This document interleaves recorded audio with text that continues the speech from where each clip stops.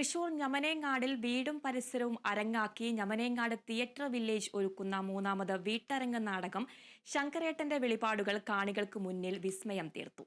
സമകാലിക വിഷയങ്ങൾ ആസ്പദമാക്കി Chelur Olympia arts and sports ക്ലബിന്റെ ആഭിമുഖ്യത്തിലാണ് വ്യത്യസ്തമായ വീട്ടരങ്ങ് നാടകാവതരണം ഒരുക്കിയത്.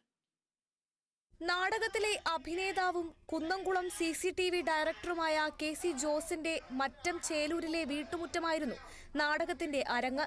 സാമൂഹ്യ പ്രസക്തിയുള്ള വിഷയങ്ങൾ കോർത്തിണക്കി ശുദ്ധഹാസ്യത്തിന്റെ മേമ്പൊടിയിട്ട് ഒരു കൂട്ടം കലാകാരന്മാർ വേദി കീഴടക്കിയപ്പോൾ കാണികളും ആവേശത്തിലായി.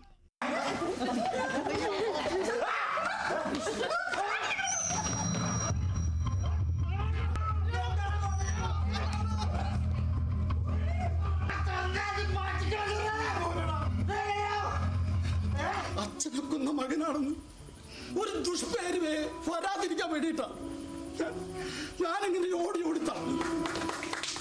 ലഹരി, സ്ത്രീ ശാക്തീകരണം, കുടുംബ ബന്ധങ്ങൾ, സാമ്പത്തിക പ്രതിസന്ധികൾ തുടങ്ങി സമൂഹത്തിൽ ഇന്ന് നാം കണ്ടുകൊണ്ടിരിക്കുന്ന നിരവധി സംഭവങ്ങൾ 20ഓളം കലാകാരന്മാരിലൂടെയാണ് കഥാപാത്രങ്ങളായി അരങ്ങിലെത്തിയത്. ഒരേ സമയം കാണികളെ ചിരിപ്പിക്കാനും ചിന്തിപ്പിക്കാനും നാടകത്തിന് കഴിഞ്ഞു.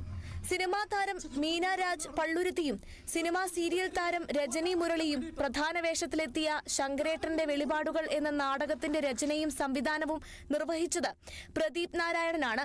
വീട്ടരങ്ങ് നാടകത്തിന്റെ ഉദ്ഘാടനം എടവപ്പള്ളി ഗ്രാമപഞ്ചായത്ത് പ്രസിഡന്റ് ജിയോ ഫോക്സ് നിർവഹിച്ചു.